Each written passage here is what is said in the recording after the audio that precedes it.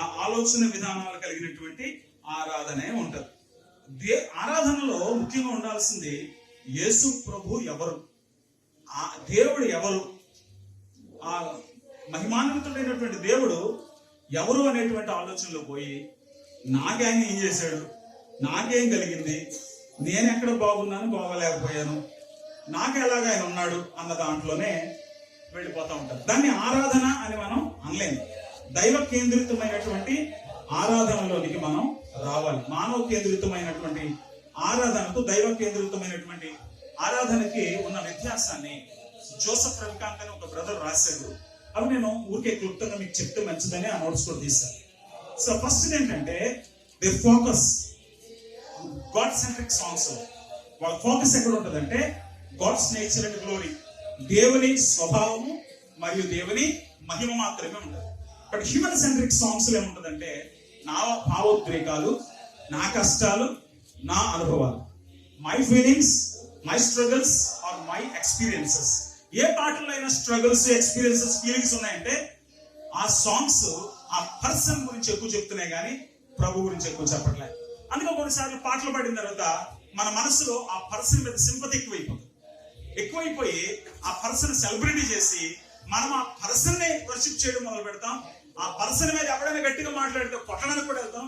ఆ పర్సన్ ఫోటోలు ఇంట్లో కూడా పెట్టుకుంటాం.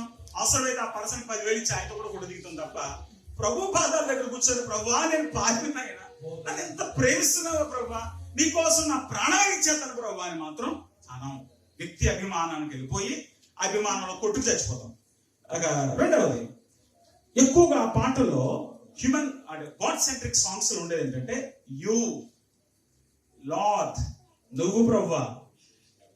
ఇంకా మీకు మానవ కేంద్రిత పాటలు ఏముంటే చెప్పక్కర్లేదు. అక్కడ యూ అంటే ఇక్కడ నేను ఉంటాను కదా. ఐ, మీ, మై, వి, మేమే, ఎక్కువ ఉన్నదంతా మేమే.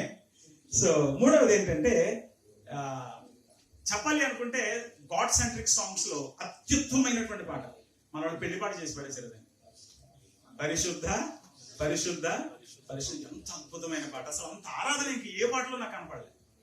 కానీ మనం పాట మొదలెట్టగానే ఎక్కడో పెళ్ళి అనుకుంటాం, ప్రభువుని చూడలేకపోతున్నాం. ఎంత మోసం చేశాడు సైతన్ గారు చూడండి మనల్ని. తండ్రిని, కుమారుని, పరిశుద్ధాత్మ దేవుడిని అంత చక్కగా ఎత్తుపట్టినటువంటి పాటలు చాలా అరుదుగా కనపడుతున్నాయి. ఇక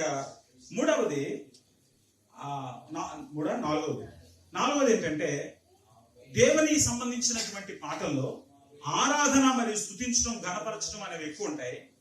మానవ సంబంధితమైన పాటలో భావోద్వేగ వ్యక్తీకరణ, తనకి ఏర్పడినటువంటి విశ్వాస నిశ్చయత కనబడుతుంది. నేను ఎంతో కాన్ఫిడెంట్ గా ఇన్ని విజయాలు సాధించగలిగాను, లేకపోతే వాళ్ళ సెంటిమెంట్లకి మన మీద విద్యార్థులు. ఒక ఆయన ఎవరు లేరు, నాకు వెళ్ళారు రాశారు. పాపం ఆయనకి ఎవరు లేరు, మరి నాకు భార్య పిల్లలు ఉన్నారు, నేను రాయలేను అలాగా. సో మనకి అంటే నేను ఎవరిని విమర్శించట్లేదు సుమ్మా, ఈయనకి ఆయన అంటే కోపం. మేము ఆయన పాటలు కూడా ఎక్కువ పాడతాం, ఆరాధనలు కూడా పాడతాం. కానీ నేను ఏమంటానంటే హ్యూమన్ సెంట్రిక్ సాంగ్స్ వ్యక్తి మీద అభిమానాన్ని తీసుకువెళ్తాయి. గాడ్ సెంట్రిక్ సాంగ్స్ దేవునితో అనుబంధంలోనికి తీసుకొని వెళ్తాయి. దేవుని రాజ్యం దేవుని గురించే, దేవుడే నా అధిపతి. సో యేసు ప్రభు రాజుగా రాబోతున్నాడని మత్తయి పరిచయం చేస్తున్నాడు కనుక రాజుగారు ఎక్కడ కూర్చుంటాడు? రాగానే ప్రైజ్ లార్డ్ బ్రదర్ అని ఎందుకు కూర్చుంటాడు? నేనే మామూలుగా చెప్తే నాకు స్టేజ్ వేసారు, మీకు కనపడని వేసారులేండి, నేను గొప్ప ఉన్నాను కాదు. కానీ రాజుగారు రాగానే ప్రెసిడెంట్ ఆఫ్ ఇండియా వచ్చారు, ఏం చేస్తాం? అన్ని చైర్స్ కంటే హైయెస్ట్ చైర్ వేస్తాం, ప్రోటోకాల్ అది కదా, రైట్? మరి రాజాది రాజు కొండెక్కి, ఎందుకు కొండెక్కాడని రాశాడు?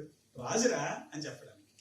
అలాగే బోధకుడు ఎప్పుడు కూడా పైనుండి బోధిస్తాడు, కానీ రాజు అంటే అర్థం ఏంటంటే నువ్వు విధేయత చూపించాలి. బోధకుడు అని పరిచయం చేస్తున్నాడంటే నువ్వు విద్యార్థిగా నేర్చుకోవాలి. టీచర్ అనగానే స్టూడెంట్ వస్తాడు, కింగ్ అనగానే వాళ్ళ ప్రజలు వస్తారు. సో యేసు ప్రభుని రాజుగాను, యేసు ప్రభుని బోధకుడుగాను కూడా ఇక్కడ మత్తయి మనకి పరిచయం చేస్తున్నాడు. సో ఇలా మనం అర్థం చేసుకుంటూ ముందుకు వెళదాం. ఇప్పుడు ఆయన శిష్యులు ఆయన యొద్దకు. ఎవరి శిష్యులు? తమ లాభాలు విడిచిపెట్టిన వాళ్ళు, తర్వాత తమ వ్యాపారాలు విడిచిపెట్టినటువంటి వాళ్ళు, తమ కుటుంబాలను కూడా విడిచిపెట్టినటువంటి వాళ్ళు. దేవుడు అనే ప్రస్తావన వచ్చేసరికి God should be your primary, మొట్టమొదటి ప్రాధాన్యత ఆయనకి తప్ప ఇంకెవ్వరికి నువ్వు స్థానం ఇవ్వడానికి వీలు. యేసుప్రభు మాటలు చెప్తే చాలా మందికి ఇప్పటికీ మండుతుంది. నా నిమిత్తం తండ్రినైనను, తల్లినైనను, పిల్లలనైనను, భార్యనైనా విడిచిపెట్టిన వాడు నాకు పాత్రుడు కాడంటే దాని మీద చాలా మంది సణుక్కుంటారండి. కానీ దేవుని ప్రేమ ఏంటో అర్థమైనటువంటి వాళ్ళు వణుకుతూ ఆయన వెనకాల వెళ్తారు. మార్క్స్ వార్త 10వ అధ్యాయంలో ఒక ధనవంతుడు వచ్చాడు. నేను చిన్నప్పటి నుంచి అన్నీ చేస్తున్నాను, వెరీ గుడ్, వెరీ ఫైన్, పరలోక రాజ్యానికి వెళ్ళడానికి అన్ని క్వాలిటీస్ నీ దగ్గర ఉన్నాయి, ఇంకొక్కడే ఉంది ఏంటంటే నీకున్నాయని విడిచిపెట్టేసి నా వెనకాల వచ్చాను. అక్కడ దాకా అన్ని నచ్చింది, ఏం చేయమంటే అది చేస్తాను అన్నాడు. కానీ అన్ని వదులుకోమంటే మాత్రం వదులుకో. అంతేనా? మీరు కూడా, మీరైనా నేనైనా అంతే. మీరేం చెప్పండి, ఎంతసేపు ఏం చెప్తారు, టైం అయిపోయింది, ఇంటికి వెళ్ళిపోతాం, అంతేగా. మనకి కొన్ని ప్రయారిటీస్ ఉంటాయి. ఈ టైంకి పని చేయాలి, ఈ టైంకి ఇక్కడికి వెళ్ళాలి, ఈ డబ్బులకి ఖర్చు పెట్టాలి, ఈ టైంకి ప్రయారిటీస్ మనం దేనికైనా ఇచ్చుకుందాం కాక నేను కాదన్నా. కానీ ప్రభు అనేవాడు, యేసు ప్రభు అనేవాడు నీ జీవితంలో ప్రధానమైన మరుక్షణం. నీ ఆహారం కూడా నీకు ప్రాముఖ్యంగా అనిపించాలి. మోషే 40 రోజులు దేవునితో ఉన్నాడు, తిన్నాడా, టీ తాగాడా? యేసు ప్రభు 40 రోజుల్లో ఉన్నాడు, ఏం చేశాడు ఆయన? పడుకున్నాడా? దేవుడితో మాట్లాడుతూనే. నువ్వు దేవుడే ప్రధానమైనప్పుడు నువ్వు ఆయన సన్నిధిలోనే ఆయన ఆదేశాల కొరకే, ఆయన ఆలోచన కొరకే, ఆయన ఉద్దేశాల కొరకే జీవించడం ఆరంభిస్తాం. కానీ దీనికి చాలా సమర్పణ కావాలి. ఎలా వస్తుంది? ఒక చోట ఒక మంచి మొబైల్ ఫోన్ ఉందనుకోండి, మీరు ఏం చేస్తారంటే దాన్ని విలువ తెలిసినప్పుడు మీకున్నవి ఏదైనా సరే ఖర్చు పెట్టి ఆ మొబైల్ కొనేస్తారు.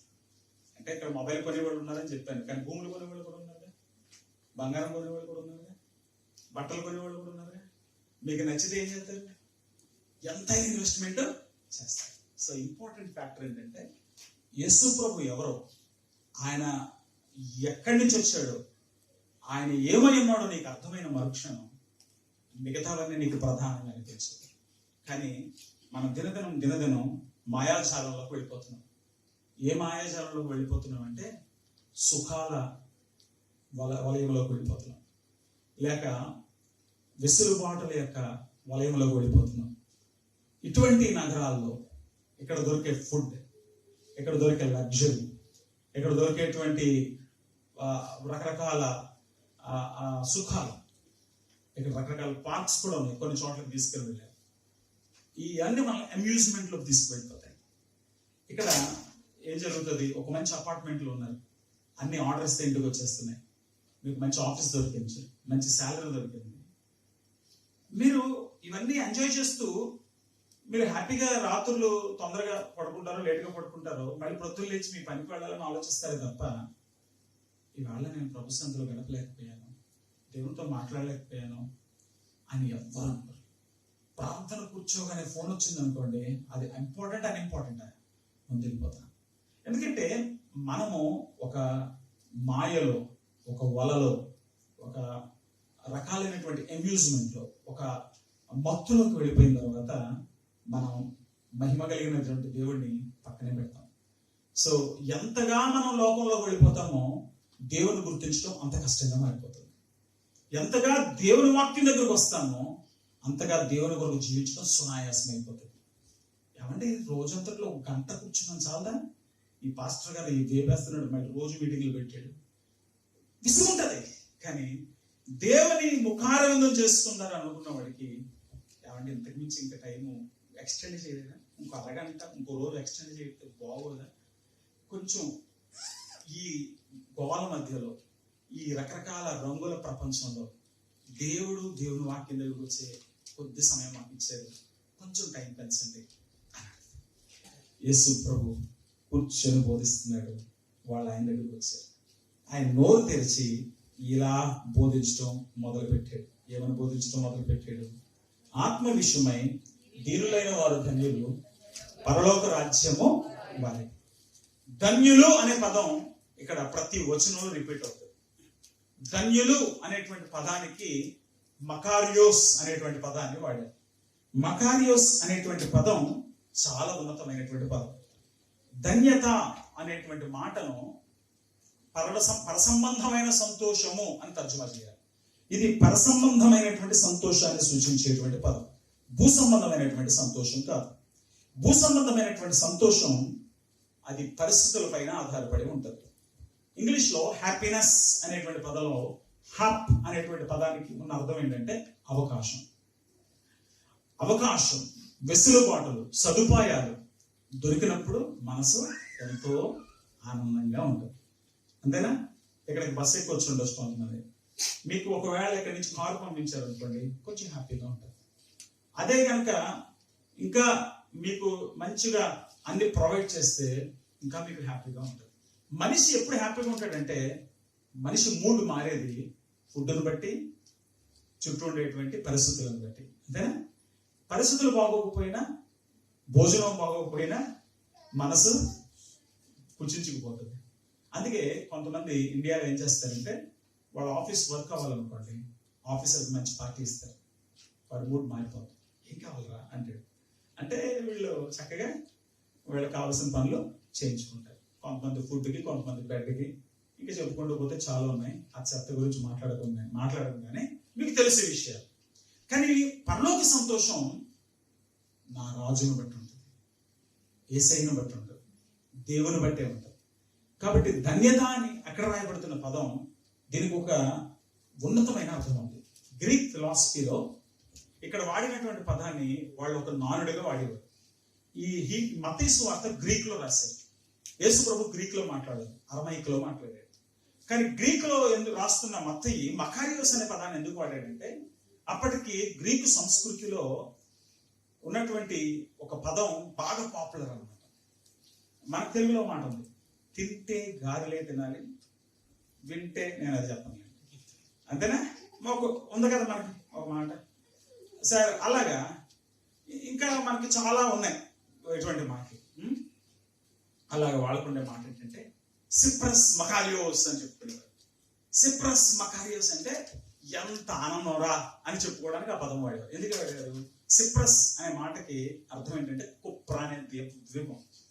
కుప్ర అనే ద్వీపం ఎందుకు వచ్చింది అంటే వాళ్ళ జియోగ్రాఫికల్ ఏరియాలో, లేకపోతే వాళ్ళు ఉండే ప్రాంతంలో ఇలా మీకులాగా ఖతర్ లాగా ఇలా ఊడిపడి బయటకు ఉంటుంది కదా ఇది మ్యాప్లో. అలా కొంచెం లోపలికి వెళ్తే, సముద్రంలోకి వెళ్తే, ఇటు నుంచి అలా మీరు అరేబియా సముద్రం, అరేబియా దేశం దాటి, ఇజ్రాయెల్ దాటి అలా కొంచెం ఎదురుకెళ్తే అక్కడే ఉంటుంది. ఎటుందో తెలిసి పెడుతున్నాను నేను, ఇటు ఉందా ఎలాగే చెప్పారు అనుకో, ఎలాగని. ఆ కుప్ర అనేటువంటి ద్వీపం ఒకటి ఉండేది. ఈ కుప్ర అనేటువంటి ఈ ద్వీపం ఎంత మంచి ప్లేస్ అంటే ఏ ఓడలు వెళ్తున్నా ఆ పోర్ట్కి వెళ్ళాలి. అది మధ్యలో అది ఉండేది కనుక, ఆ తీర ప్రాంతంలో ఉంది కనుక అక్కడికి వెళ్ళి అక్కడి నుంచి వెళ్ళేది. సో అది షిప్స్ వచ్చి రెస్ట్ తీసుకునే ప్లేస్, చాలా బిజినెస్ పాయింట్. సముద్రం మధ్యలో ఉన్నా కూడా ఆ ప్రాంతంలో సస్యశ్యామలమైనటువంటి మంచి ఫెర్టైల్ ల్యాండ్ ఉండేది. కాబట్టి మంచి ఫ్రూట్స్ అక్కడ పండేవి, మంచి క్రాస్ అక్కడ మొలిచేది. ఇక్కడ కూడా నాకు చెప్తున్నారు, ఇది చాలా మంచి ఫెర్టైల్ ల్యాండ్, నీళ్లు తగిలితే చాలు ఇక్కడ అన్ని బాగా పండుతాయని. సో అంత ఫెర్టైల్ ల్యాండ్ అక్కడ ఉండేది. సో మంచి చక్కని సీనరీస్, మంచి ప్లాటూస్, చాలా అద్భుతమైనటువంటి ప్రాంతం ఉండేది. అక్కడ ఉండేటువంటి ఖనిజ సంపత్తి కూడా చాలా ఎక్కువ. రకరకాల మంచి ఖనిజాలు దొరికేవి, మంచి భోజనం దొరికేది. కాబట్టి మంచి ప్లెజెంట్ క్లైమేట్ ఉండేది. ఎక్కడ బిజినెస్కి ఏ కొదువు లేదు. ఒక్క వ్యక్తి ఏం కోరుకుంటాడు? నేను నా బిడ్డలు ప్రశాంతంగా ఉండాలి, హెల్దీగా ఉండాలి, తర్వాత మంచి లగ్జరీ లైఫ్ అనుభవించాలి. ఇవన్నీ అక్కడ సమృద్ధిగా దొరికేది. కాబట్టి అందరూ అనుకున్నారు, ఏం అదృష్టవంతులు రా కుక్కర్లో ఉన్నవాళ్ళు, ఎవడు అక్కడికి వెళ్ళి బయటికి రాడరా, ఆనందం అంటే అదిరా అనుకునేవారు. ఆ పదాన్ని తీసుకొచ్చి ఎక్కడ నేను పెడుతున్నాడు మా అత్తయ్య అంటే, ఆ సంతోషానికి మించినటువంటి సంతోషం దేవుని రాజ్య సభ్యులో ఉంటుంది అని చెప్పడానికి ఈ పదాన్ని వాడుతున్నాడు. కానీ మకారియోస్, కుప్రస్ మకారియోస్ రాయలేదు కదా, ఏమని రాశాడు?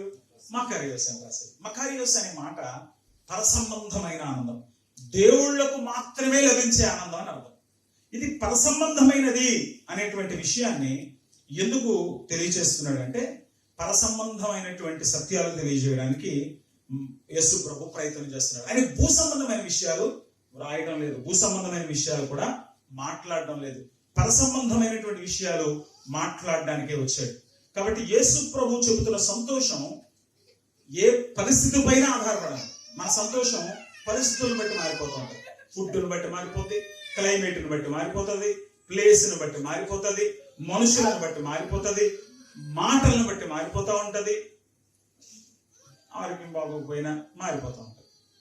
కొంతమంది తెలుగులో ఒక మాట, వాడు బాగా పిచ్చి పిచ్చిగా ప్రవర్తిస్తున్నాడు, నీకు మూల సంఖ్య ఉందా అంటే ఆవిడ హెల్త్ బాగాలేదు పాపం. సో మన హ్యాపీనెస్ రకరకాల పరిస్థితులపైన ఆధారపడి ఉంటుంది. కానీ మకారియోస్ దేనిపైన ఆధారపడదు. అది తీసేయడం ఎవరి వల్ల కూడా కాదు. ఇప్పుడు అది మంచి హ్యాపీ. ఇప్పుడు మీరు బైబిల్లో యోబును చూస్తారు. యోబు చాలా హ్యాపీగా ఉంటూ ఉంటే అపవాది అన్నాడు, వాడికి అన్ని ఇస్తున్నావు అందుకే హ్యాపీగా ఉన్నాడు, నువ్వు తీసేయి నిన్నే తిడతాడు అన్నాడు. దేవుడు అన్నాడు, యోబు మామూలుడు కాదు, నీకేం అర్థం అవ్వట్లేదు, సరే ఓ పని చెయ్యి, వాడికి ఉన్నాయన్నీ కూడా నేను ఆపేస్తాను, వాడి ప్రాణం ముట్టుకోవద్దు, చూడు వాడు నిలబడి చూపిస్తాడు అన్నాడు. యోబు ఒక్క మాటలో కూడా దేవుని దూషించాడు. యోబు ఎప్పుడు దేవుని ఆరాధన చేశాడు, దేవుని గురించి గొప్పగానే మాట్లాడాడు. ఎందుకంటే యోబు సంతోషం భౌతిక పరిస్థితులపైన ఆధారపడలేదు, తన పశువులపై ఆధారపడలేదు, తన భార్యపై ఆధారపడ. వాళ్ళ భార్య ఎంత రోజు తిట్టింది, ఎందుకు వచ్చిన బతుకు, ఎంత బతుకు ఎలా ఉన్నావు, చచ్చిపో, దేవుడిని తిట్టేసి చచ్చిపో అనేది. ఏమనేవాడు కాదు, దేవుడు ఇచ్చాడు, దేవుడు తీసాడు. ఫ్రెండ్స్ అండి, నలుగురు బెస్ట్ ఫ్రెండ్స్ వచ్చి గుణపాల్లాగా మాటలతో పొడిచారు తప్ప ఒక్కడైనా సింపతి చూపించలేదు. తన సంతోషం ఫ్రెండ్స్ మీద ఆధారపడలేదు, తన సంతోషం ఆస్తుల మీద ఆధారపడలేదు, తన సంతోషం అమ్మాయిల పైన ఆధారపడలేదు, తన సంతోషం దేని మీద ఆధారపడలేదు, కేవలం దేవుని మీదే ఆధారపడలేదు. ఆ దేవుడిని 42వ అధ్యాయంలో ముఖాముఖిగా చూసినప్పుడు ఆనందానికి అవతలేదు, పశ్చాత్తాపంతో రగిలిపోయాడు. దేవుడు అతనితో అన్నాడు, యోబు you have proved your self, నీకు మళ్ళీ 2 అంతలు ఇచ్చేస్తానని చెప్పాడు. కాబట్టి నీ ఆనందానికి కారణం దేవుడు అయినప్పుడు ఏ పరిస్థితులు కూడా నేనేమి చేయలేదు. నీ సంతోషాన్ని తాకడానికి కూడా భయపడతాయి. దేవుని బిడ్డను భయపెట్టి బాధ పెట్టగలిగిన శక్తి ఈ ప్రపంచంలో దేనికి లేదు. కొంతమంది ఎప్పుడు మూడ్ ఆఫ్ లో ఉంటారు, ఎందుకంటే వాడి సంతోషం దేవుని మీద ఆధారపడి లేదు. దేనికైనా పాస్టర్ గారు అన్నారని కూడా మానేస్తారు. ఏదైనా తెలుగులో మాట ఉంటుంది, ఏ వంక లేనోడు దొంకట్టుకుని అన్నాడంట. అలాగా ఏ కారణం దొరకకపోతే ఏదో ఒకటి అంటాడు అన్నమాట. సో మన సంతోషం దేవుని పైన ఆధారపడినప్పుడు అది ఎలా ఉంటుంది అనేది చెప్పడానికి మొట్టమొదటి వచనం దగ్గరికి వచ్చాము. 9:38 అయింది. సరే, ప్రభుచిత్తం అయితే రేపు చెప్తాను, కానీ చిన్నగా ఒక ఆలోచన చెప్పేసి పంపిస్తాను. ఆత్మ విషయమై దీనులైన వారు ధన్యులు అన్నాడు, అంతేగాని శరీర విషయమై దీనులైన వారు ధన్యులు అనలేదు కదా. దీన్ని తీసుకొని కొంతమంది దేవుని పెట్టలేమండి, అస్సలు బంగారం తీసుకోకూడదు, దేవుని పెట్టలేం, పూలు పెట్టుకోకూడదు, దీనులుగా ఉండాలి మనం. దేవుని పెట్టలేం ఇన్సర్ట్ చేసి నేను చేసుకోలేదు, నా పరిస్థితులు. నేను చిన్నప్పటి నుంచి ఇన్సర్ట్ చేసి కాలేజీలో చేసి విసిగిపోయి తీసేసాను. నేను పల్లెటూరులోకి వెళ్తున్నాను, మన అఫీషియల్గా ఉండకూడదని తీసేసాను. మేము చాలా డిగ్నిఫైడ్గానే పెరిగాము, కానీ తీసేసాను. నాకు ఇష్టం లేదు, ఫారెన్ కల్చర్ ఇష్టం, అంటే పంచలేసుకోవడం కూడా ఇష్టం లేదు. నిన్న ఎవడో ఇచ్చాడు, అన్నా నువ్వు ఖత్తర్ వెళ్తున్నావు కదా పని చేసుకున్నాడు, నాకు అలవాటు లేదు రా బాబు, ఎందుకు వచ్చి నీ పంచులు అన్నా. అలా కదా బెల్ట్లో పెట్టేసుకొచ్చాను, బెల్ట్ వద్దు ఏముంది, నాకు పంచులేదు, ఉన్న ప్యాంట్ తోటి ఉంటాను అన్న.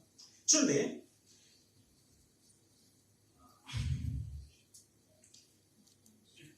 ఆత్మ విషయమై దీనత్వం బట్టల్లో కనపడాల్సింది కదా. అది భౌతికమైన దీనత్వం గురించి యేసు ప్రభు మాట్లాడలేదు. ఇప్పుడు దీనులు అన్న చోట అక్కడ వాడినటువంటి పదం పేరు తోకోస్ అనేటువంటి పదాన్ని వాడారు. చెప్పండి, ఏం వాడారు? తోకోస్. తోకోస్ అంటే గ్రీక్ భాషలో పేదరికం, దరిద్రత. పేదరికం గురించి చెప్పడానికి గ్రీక్ భాషలో 2 పదాలు ఉన్నాయి, టోకోస్, పెనెస్. టోకోస్ అంటే అర్థం, పెనెస్ అంటే అర్థం ఏంటంటే, పెనెస్ అంటే ఉన్న జీతం సరిపోవట్లేదు, సంపాదిస్తున్నాడు పర్వాలేదు, బట్ హ్యాపీగా ఉండలేకపోతున్నాడు. ఎందుకంటే ఏదో సర్వైవల్కి సరిపోతున్నాయి తప్ప ఇంకా కంప్లీట్గా అన్నింటినీ ఎంజాయ్ చేయడానికి సరిపోవట్లేదు, బీదోడు. కానీ టోకోస్ ఎవరంటే అష్టదరిద్రుడు, వాడికి తింటానికి తిండి కూడా లేదు, ఉండడానికి లేదు, కట్టుకోవడానికి బట్టలు లేదు, ఏమి లేని ఒక దరిద్రుడు. ఆత్మ విషయమై ఈ దరిద్రుడు ధన్యుడు అని యేసుప్రభు గారు చెప్తున్నారు. యేసుప్రభు గారు భౌతిక దరిద్రత గురించి మాట్లాడడం లేదు. యేసుప్రభు మాట్లాడుతుంది ఆత్మ సంబంధమైనటువంటి దరిద్రత. అవును కదా, లోతు గారు ఉన్నారు, ఆయనకి బోలెంత మంది ఉన్నారు. దేవుడు అన్నాడు బయటకు వచ్చే అన్నాడు. ప్రభా మరి మా ఆవిడ, సరే ఆయన కూడా తీసుకురాను. ప్రభా మరి నా కూతురు తీసుకురారా, మా అల్లుళ్ళు తీసుకురా, మరి వాళ్ళ బంధువులు తీసుకురా. ఈయన వెళ్ళాడు, అందరిని బతులు నడుతున్నాడేమో. అరే బాబు రారా, నీకు అంటే నీకు బెత్స్ ఉంటే నువ్వు చూసుకో, మమ్మల్ని ఎందుకు రమ్మంటావు? ఇక్కడ హ్యాపీగా ఉన్నాం. చదువుక ప్రాంతం అంటే ఏదేను తోటలో ఉండే ప్రాంతం అంత. అసలు అద్భుతమైనటువంటి లగ్జరీ దొరుకుతుంది అక్కడ. ఎప్పుడు ఇష్టం వచ్చినట్టు బతకొచ్చు. మగోళ్ళతో ఆడవాళ్ళతో అసలు రూల్స్ రెగ్యులేషన్స్ లేవు. విత్సలవిడే బతకొచ్చు, తాగినంత తిన్నంత, ఎవరితోటైనా అలాగానే జరగవచ్చు. సొదొమ అనే మాట తర్వాత దరిద్రమైన మాటగా మారిపోయింది. ఎవడైనా పనికిమాలిన వెదవైతే సొడమైట్ అని మాట్లాడే పదంగా అది మారిపోయింది డిక్షనరీలో. కానీ ఒకప్పుడు అది సస్యశ్యామలమైన అద్భుతమైనటువంటి ప్రాంతం. కానీ ఆ ప్రాంతంలో ఉన్నటువంటి లోతుని దేవుడు వెళ్ళిపో అన్నాడు. ఎలాగలిగాడా? దేవుడే వచ్చి, ఎందుకంటే అబ్రహాం గారు ప్రార్థన చేస్తున్నాడు, దేవదూతలు చెయ్యి పెట్టుకుని రారా వెళ్ళిపోరా కాల్చేది ప్రాంతాన్ని అంటే, ఈయన లాగుతుంటే ఈయన ఆవిడ లాగుతున్నాడు, ఆవిడ పిల్లలు లాగుతుంది, మొత్తం మీద ఎవరిలాగా లాక్కొని వచ్చాడు. కానీ వాడి భార్య అయితే, బాబు నువ్వు వెళ్తే వెళ్ళు, నేను రాలేదు, ప్లీజ్ రాయే బాబు అన్నాడు. నేను రానని వెనక్కి తిరిగింది. ఆవిడ ఒప్పిస్తామని మనం తెలుసుకున్నాం. అన్నిటినీ వదులుకోగలిగితేనే మనం ప్రభు వెనకాల వెళ్ళగలం. కానీ అన్నిటినీ పాముకుంటా మనం వెళ్ళాం అనుకోండి, అక్కడ ఏమైంది? మోయాబీలు, అమ్మోనీయులు అనేటువంటి ఒక దరిద్రమైన తెగ తను దేవుని పిలుపు విషయమై దరిద్రుడిగా ఉండదలుచుకోలేదు. దరిద్రత means you don't have anything. తన సౌఖ్యాలు చూసుకుంటున్నాడు, తన కుటుంబాన్ని చూసుకుంటున్నాడు, తన పట్టణాన్ని చూసుకుంటున్నాడు, తన బిలాంగింగ్స్ చూసుకుంటున్నాడు. లెస్ లగేజ్ మోర్ కంఫర్ట్ కదా, మోర్ లగేజ్ అయిపోయింది నీ ప్రయాణం సాగదు. దేవునితో నడవాలి అనుకుంటే నువ్వు దరిద్రుడిగా మారాలి. ఏ దరిద్రత? అనుబంధాలు తెంపుకోవాలి. నీకున్నటువంటి రకరకాల కమిట్మెంట్స్ వదులుకోవాలి. నీకు ఉండేటువంటి ప్రాముఖ్యమైనవన్నీ పక్కన పెట్టుకోవాలి. దేవుడు అనేటువంటిది మొదలైన తర్వాత ఏది నీ జీవితాన్ని ఆపడానికి వీలేదు. టైం అయింది, ఇంతకు మించి నేను ఇంకా చెప్తాను. దాదాపుగా ఒక 5-6 పాయింట్లు చెప్పాలి ఇందులో. కానీ నాకు ఇంట్రడక్షన్ చేసుకోవడానికి, మిమ్మల్ని ఈ మూడ్లోకి తీసుకురావడానికి, ఈ పదం దగ్గర తీసుకురావడానికి ఇవాళ ఇంతవరకే సాధ్యమైంది. కానీ ఫస్ట్ నుంచి ఒక విషయం మాత్రం ఎక్కువ చెప్పుకుంటూ వచ్చింది. నీకు ప్రభు కావాలి అనుకుంటే అన్నిటినీ పక్కన పెట్టాలి. మీకు దేవుని వాక్యం కావాలి అనుకుంటే, మీరు రేపు ఎక్కడ జరుగుతుందో నాకు తెలియదు, ఎక్కడ రండి.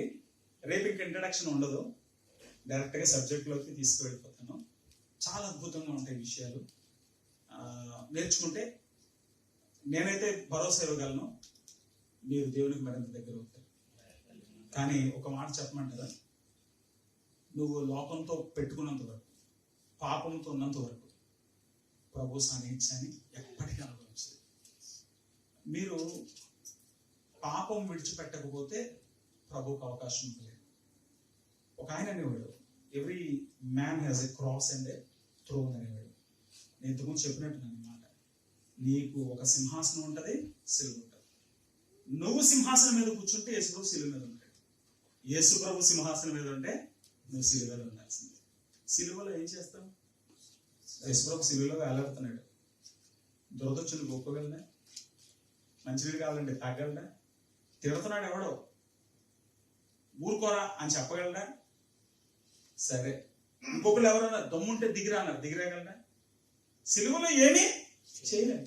చేతులు కట్టేశాం, కాళ్ళు కట్టేశాం, ఊపిరి పీల్చుకోవడం కూడా కష్టంగా ఉంది.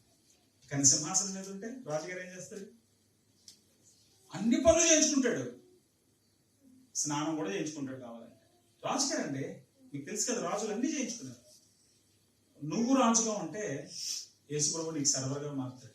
చాలా మంది యేసుప్రభు సర్వర్గానే చేశారు. నాకు అది చెయ్యి, నాకు ఇది చెయ్యి. ఆయన ఎత్తుకు ఆయన కిందకి దించు. చెప్పుకోవాలి కూడా చెప్తున్నా, అమ్మా నువ్వు ప్రార్థన చేయమ్మా యేసు ప్రభు ఎత్తుకుంటాడమ్మా. ఇక నువ్వు ఎప్పుడు సిలువ ఎత్తుకోకు, ఆయన ఎత్తుకుంటూ కూర్చుంటాడు. ఇదే పని లేదు. నువ్వు దేవుడు వాక్యం గురించి ఏం నేర్చుకోదు, ప్రార్థన చేయి దేవుడిని ప్రార్థన చేస్తాను. కానీ ఆయనకి ఏం కావాలో ఒక్కసారి విన్నావా? ఆయన ఏం కోరుకుంటాడు? అందరూ యేసు సిలిండర్ కొట్టేది, నువ్వు అక్కడే ఉండవేమో. డిస్టర్బ్ చేయకు మమ్మల్ని, మేము ఎలా చెప్తా అలా విను. అప్పుడప్పుడు సిలిండర్ వెహికల్ తెస్తాం, కిందకి మా పని చేసి మళ్ళీ పైకి ఎక్కి అక్కడ కూర్చో, మా పని మేము చేస్తాం. నేను నా సొంత మాటలేదు, ఎదురు బాగా వచ్చాయని అదే చెప్పాడు. యేసుక్రీస్తును మరలా సిలువ వేయించు, బాహాటముగా ఆయనను అవమానపరుచున్నారు, అట్టి వారిని నూతనపరచుట అసాధ్యం. మీలో ఎవరైనా యేసుప్రభువును సిలువ వేసేవారు ఇక్కడ ఉంటే నా మాటలు మీకు ఎక్కవు, మీకు నేను అనవసరం. కానీ మీరు సిలువెత్తుకోవడానికి సిద్ధంగా ఉంటే చాలా సత్యాలు నేర్చుకుంటారు. దేవుడి మాటలు మనం ఆశీర్వదించుకుంటారు. Thank you sir.